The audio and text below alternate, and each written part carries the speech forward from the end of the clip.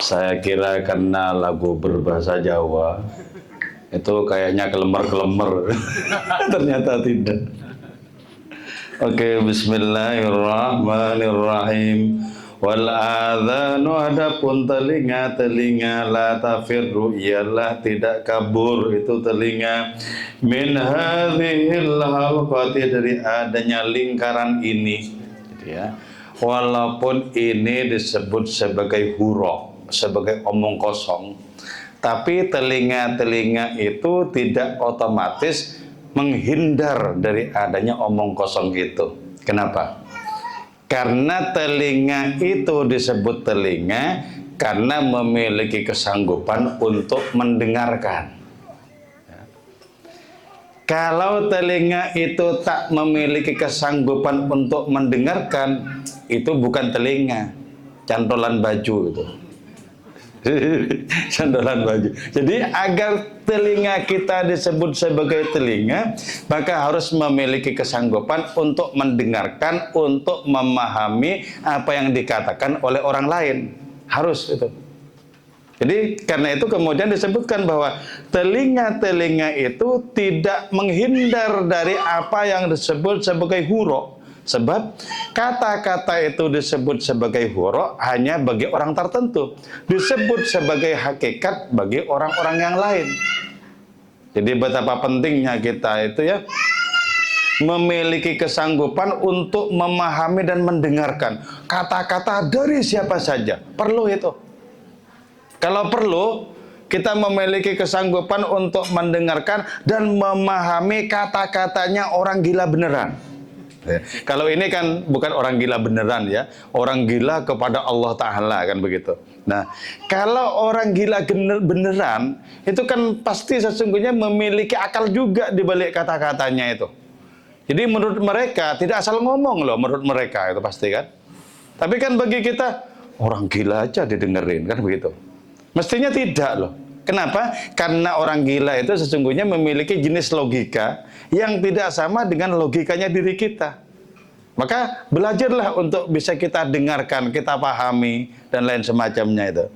Nah, kalau kita sudah paham kata-katanya orang gila seperti itu maunya itu apa, baru kita disebut memiliki telinga. Jadi jangan sampai telinga itu berubah menjadi cantolan baju. Jadi itu berarti tidak kepakai dengan sebenar-benarnya. Ya, seperti para pemusik ini ya. Oke, faqad salaba, maka sungguh telah mendeportasi al-aqla, kepada akal, minal albab, dari hati nurani. Apa yang disebut sebagai huro ya, sebagai omong kosong itu sudah mendepak akal dari hati nurani. Ya. Mendepak akal dari hati nurani. Kenapa?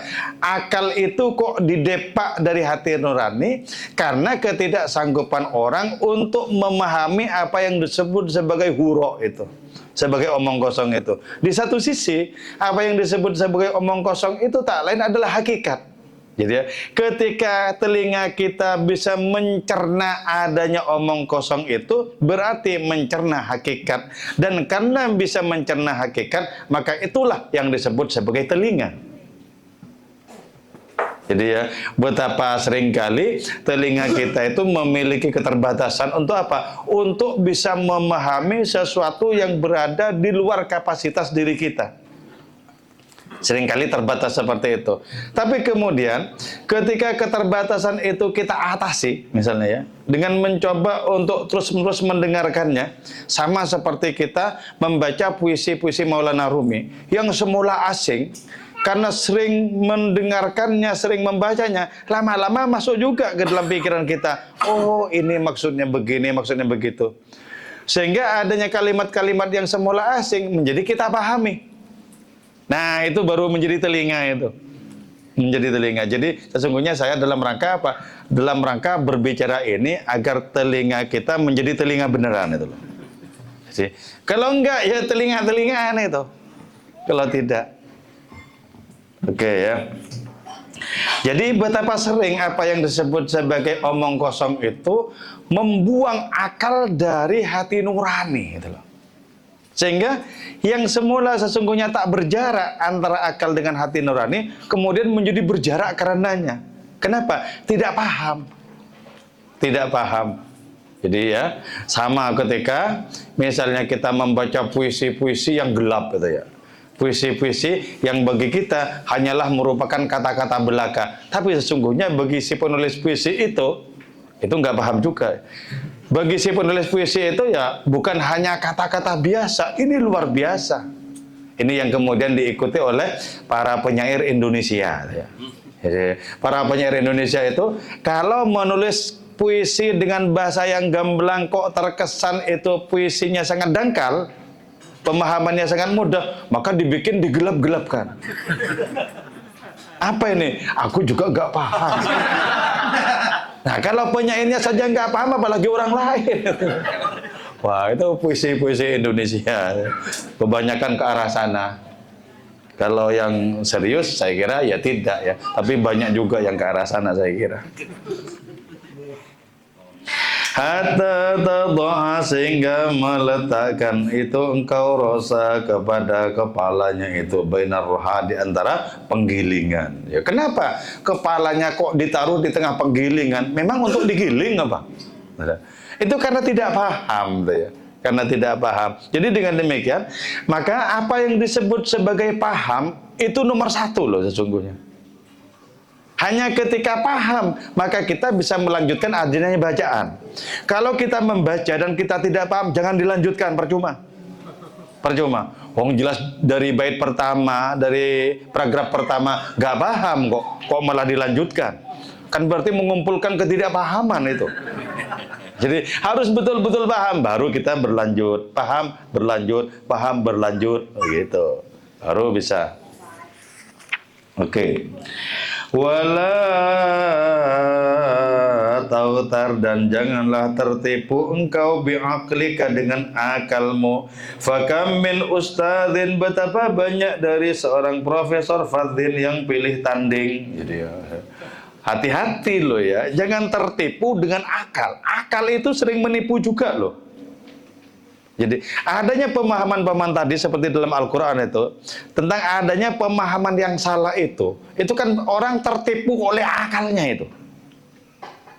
Hati-hati. Jadi akal itu tidak selamanya cerdas. Tidak selamanya cerdas. Karena itu perlu kita hati-hati. Kenapa? Akal itu juga seringkali menipu. Setiap orang yang tersesat pasti karena akalnya itu. Nggak mungkin tidak. Mana ada orang tersesat akalnya bagus? Nggak mungkin. Pasti akalnya yang suwe. Jadi kalau akal itu kemudian membawa kita belok kemana-mana, bukankah itu akal yang menyesatkan? Ya, ketika orang sudah tersesat dengan akalnya, maka orang itu akan menempuh jalan yang keliru dalam hidup ini. Terus ditempuh, terus begitu ditempuh. Alasannya, ini menurut akalku begini, rasionalku itu begini. Padahal itu jelas keliru. Jadi betapa banyak akal itu menunjukkan kepada orang jalan yang salah. Setiap orang kafir Quraisy itu orang cerdas loh sebenarnya. Cerdas itu. Cerdas, semua itu cerdas. Kenapa disebut cerdas? Karena betul-betul tangguh itu. Menyusun rasio itu betul-betul tangguh, betul-betul bagus. Coba ya misalnya ya, kita tidak begitu beriman misalnya kepada Quran. Kemudian dikatakan, coba kalau engkau benar, datangkanlah leluhurku, orang tuaku, nenek kakekku, semua yang meninggal, coba datangkan ke sini. Gimana coba kita?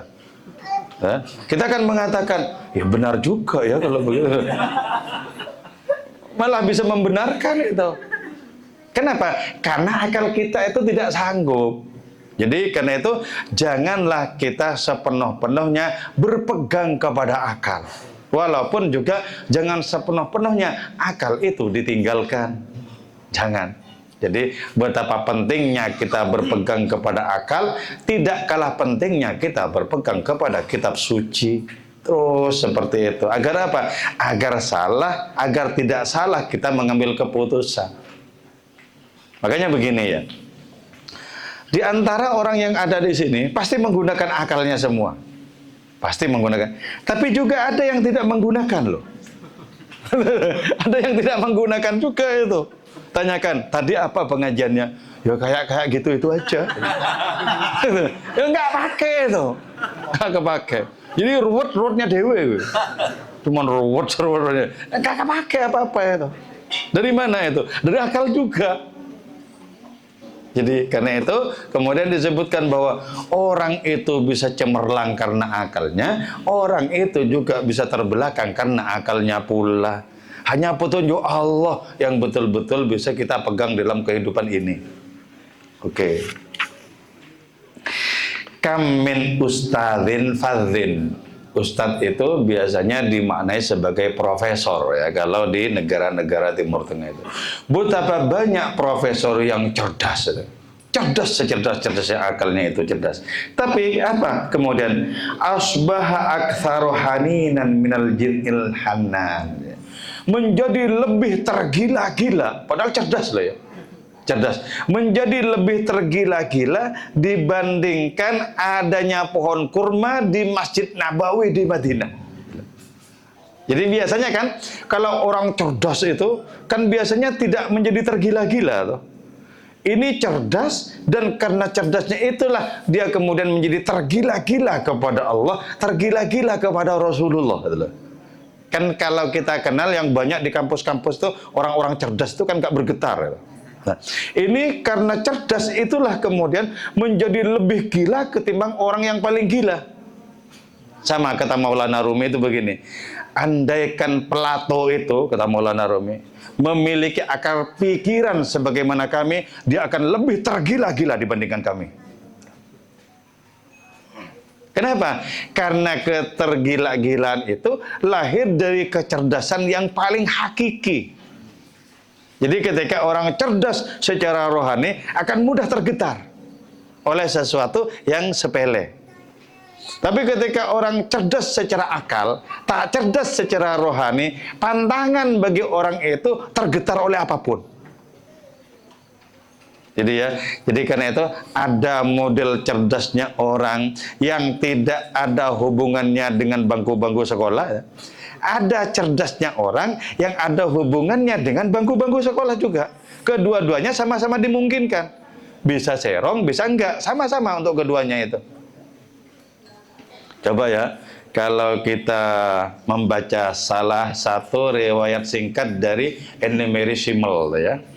Seorang perempuan yang menjadi pengajar di Amerika, di Jerman, di mana-mana ya.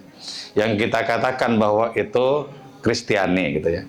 Tapi sesungguhnya bagi saya beliau itu menyembunyikan adanya keimanannya. Buktinya itu begini. Ketika beliau mau ngajar di Harvard University itu, sebelum masuk ke dalam kampus itu, beliau itu betul-betul dihempas oleh angin. Angin kencang sekali.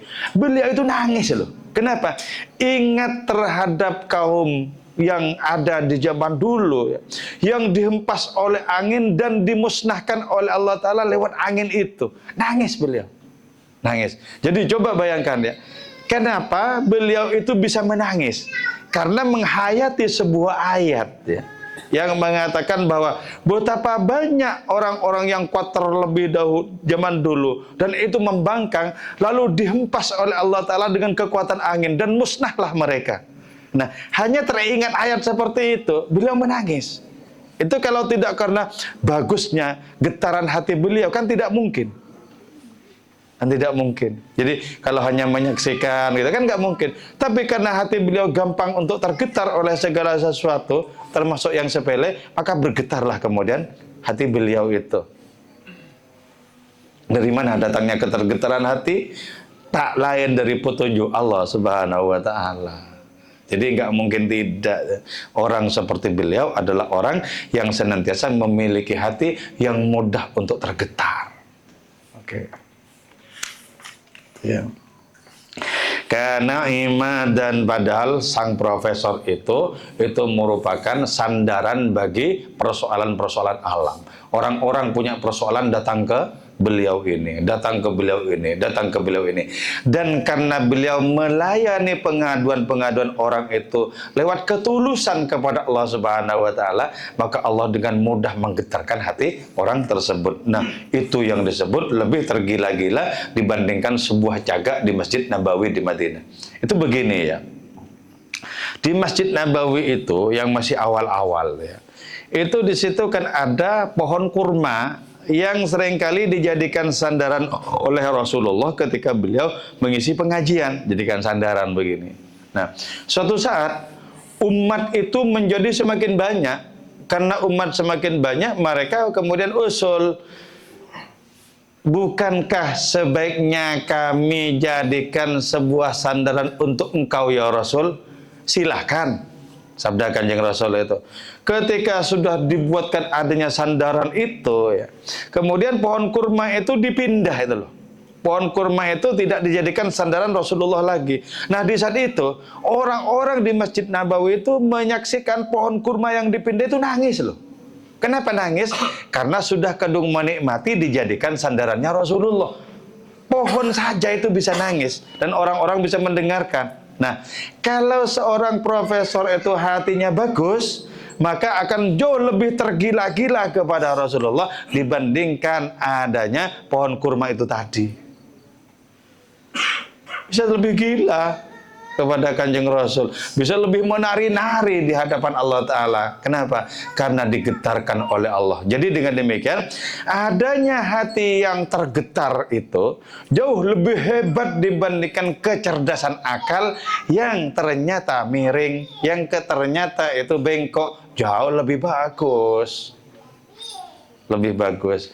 Dan tentu saja yang lebih bagus itu adalah akalnya itu cerdas, hatinya itu cerdas, sehingga mudah tergetar di hadapan Allah Subhanahu wa taala. Oke ya. Wa analladzi hajartuh. Oke, saya kira ini selanjutnya coba yang berbahasa Jawa yang ingsun ini ya.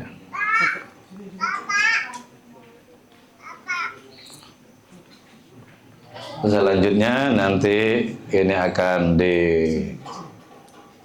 disampaikan oleh Kiai Haji Yasir Arafat.